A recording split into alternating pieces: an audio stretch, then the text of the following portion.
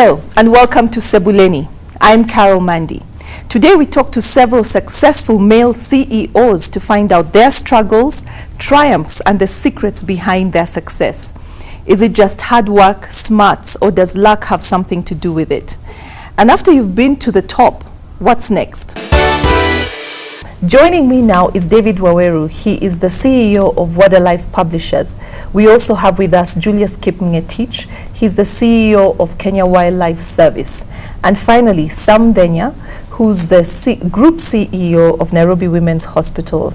Welcome to the show, gentlemen. It's good to have you with us. Okay, Dr. Denya, now if I come over to you, your values, a leader's values, how do they actually influence the organization? They certainly do, because if you don't have proper values as a leader and you're influencing people, then it's very, very easy for the people you're leading to copy either the lack of values or those values. So in fact, value-based leadership is probably one of the most important things that any CEO or any person in a position of leadership, because it's not just being a CEO where leadership is required. You can actually even be either in an organization at a much lower position, but be a leader, and if you have values that you can be able to impact and showcase, so to speak, to the people who you're leading, then that also impacts on the success of the entire organization. Are there times when there's a conflict between the leader's values and the value of an organization? Say, for instance, because you work with women at Nairobi Women's Hospital, but say, for instance, you have a CEO who is for want of a better word, a chauvinist, but yet the organization sort of intends to promote women. So do you find that there are times when there can be conflict between you as a leader and the values of the organization? Absolutely, absolutely. If you have values that conflict with what the organization is doing, or even the profession. For example, let me now speak maybe as a doctor. If you're a doctor, especially as a gynecologist, if you do not value women, then it becomes very difficult, because then you have to deal with them on a daily basis. And then subsequently, the kind of professional advice, the kind of professional conduct, the kind of even the services that you're going to offer is going to be totally skewed. And then therefore that makes a big difference between either a successful doctor and a doctor who becomes a failure in their profession. And then apply that now to leadership. That if you do not have proper inherent values yourself, and they conflict with the values of the organization, then that organization is also bound to fail. Okay, so find your way out. Or change. Oh yes, there are two things. One, I think it's a person. The person, values can be learned, and they should be learned. So then what happens is that person must first of all realize that there's a conflict between their own values and that of the organization. And then the moment they realize that there's that deficiency, they should seek for help, because all of us, even CEOs, are human beings.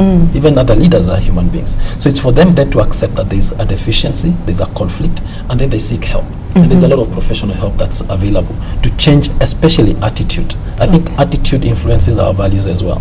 So there's training that one can undergo, counseling, and therefore be able to change your values. But again, I think above all, it also depends on our upbringing.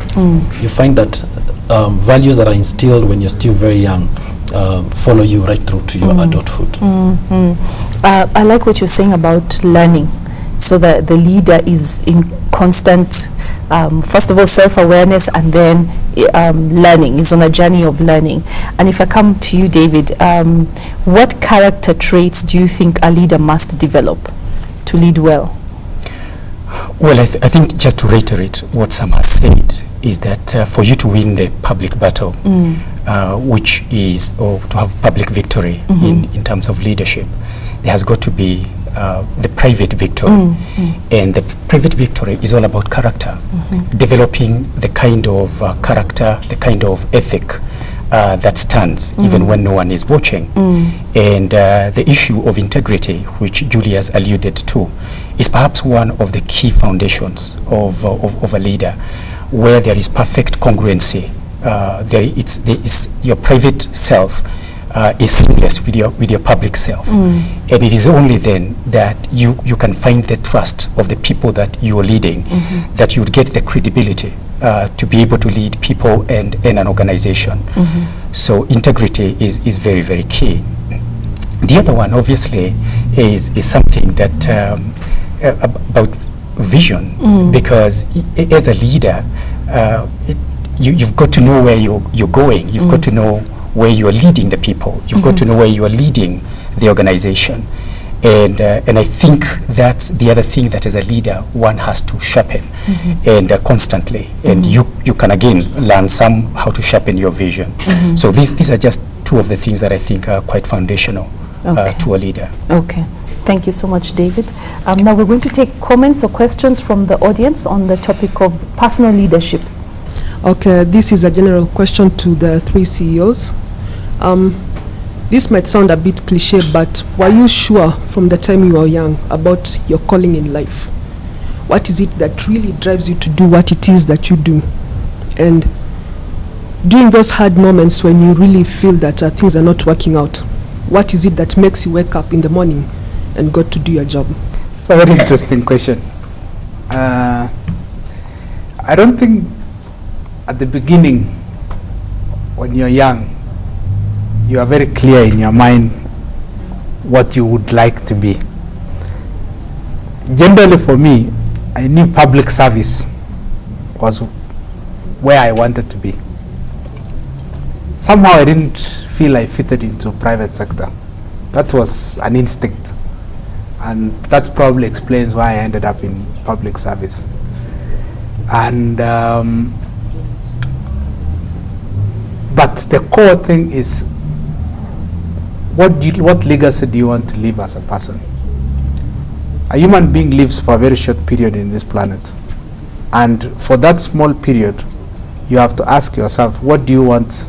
How do you want the world to remember you? Do you want them to remember you as a statistic? That there used to be someone like this? Or do you want them to remember you for something great you have done for them? And so that's really the point. So it's not that at the beginning of life you have a predestined. I don't think God had predestined each of us to be what you want to be. But I think at every stage in your life you keep evaluating and say, what impact do I want to make to my fellow citizens, my fellow countrymen? And that is what drives you then from one level to the next and continuously. Yeah. Thanks, Julius. Dr. Ndenya, maybe you can answer the second part of that question, where it was what makes you wake up when the rubber meets the road. I think it's tied to the first part, because personally I never wanted to become a doctor. I really wanted to be a pilot, but my desire was that as I fly, I'll carry everybody in the village in the plane. So there was that element of community service. Yes.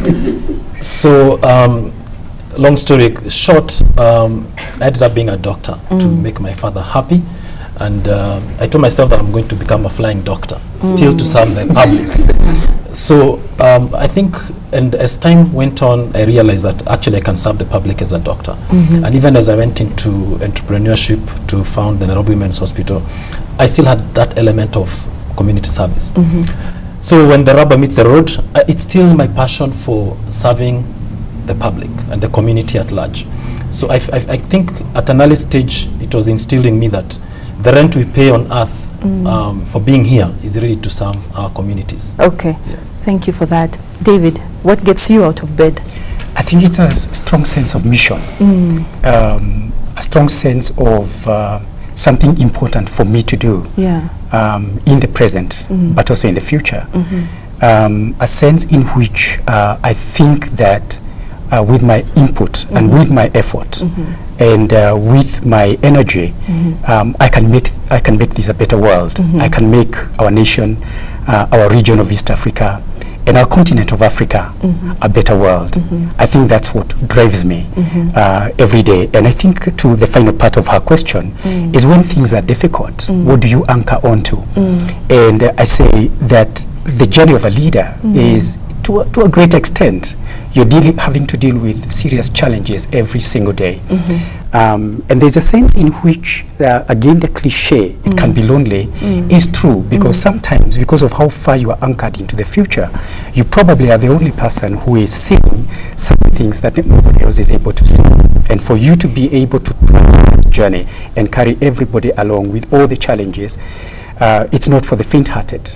There has got to be both a sense of urgency and a commitment to ensure that you fulfill that which you envision. Gentlemen, thank you so much for those insights.